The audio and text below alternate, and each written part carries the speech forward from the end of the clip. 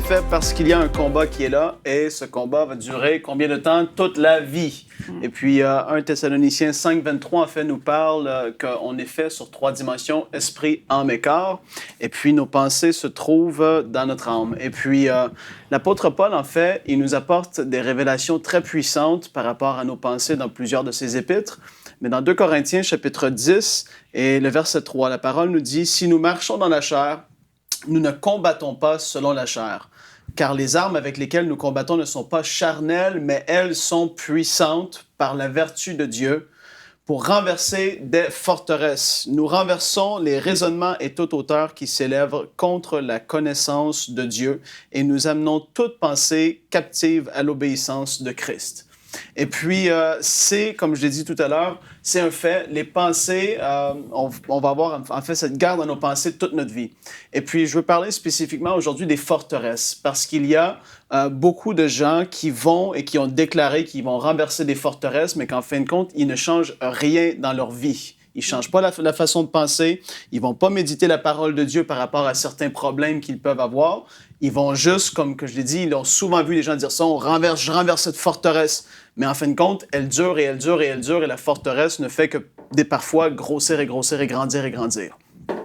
La parole nous dit dans Romains 12 et le verset 2 que nous ne devons pas nous conformer au siècle présent, mais que nous devons être transformés par le renouvellement de notre intelligence afin qu'on puisse discerner quelle est la volonté de Dieu, ce qui est bon, agréable et parfait.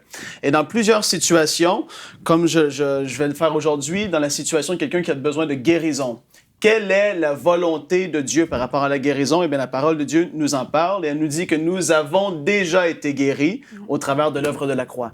Si on ne saisit pas certaines vérités de la parole de Dieu et puis qu'on s'est fait dire des choses dans notre passé peut-être chrétien, par toutes sortes de façons de penser qui peuvent être là dans le monde, on vient qu'on pense d'une certaine façon. Et peut-être que vous vous êtes fait dire, mais Dieu, non, il ne veut pas toujours guérir. Parfois, c'est 50-50, tu ne sais pas si c'est sa volonté. Et puis, en fait, cette forteresse-là qui est là va t'empêcher de pouvoir te mettre dans la foi pour recevoir la promesse de Dieu. Mm-hmm. Quelqu'un qui s'est fait dire toute sa vie, t'es nul, tu feras rien, son entourage est là, toujours, c'est comme une oppression, les gens se font dire des choses négatives constamment, ils viennent qu'ils pensent comme ça, et dans leur pensée, ça crée une forteresse.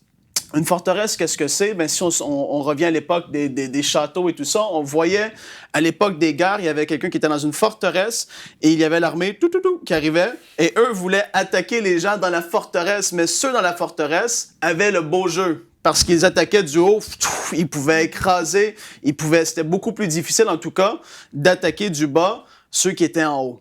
L'ennemi va utiliser les forteresses dans nos pensées et lui, il va se mettre tout au haut de cette forteresse et ça va être facile pour lui de vous décourager, de vous attaquer dans des combats. Il faut voir comme ça, une forteresse, il va pouvoir se mettre là. Parfois, c'est une forteresse qui a été bâtie, oui, par l'ennemi de notre âme, comme la parole de Dieu nous dit, par Satan, par ses mauvais esprits, par rapport à la pensée du monde qui est là.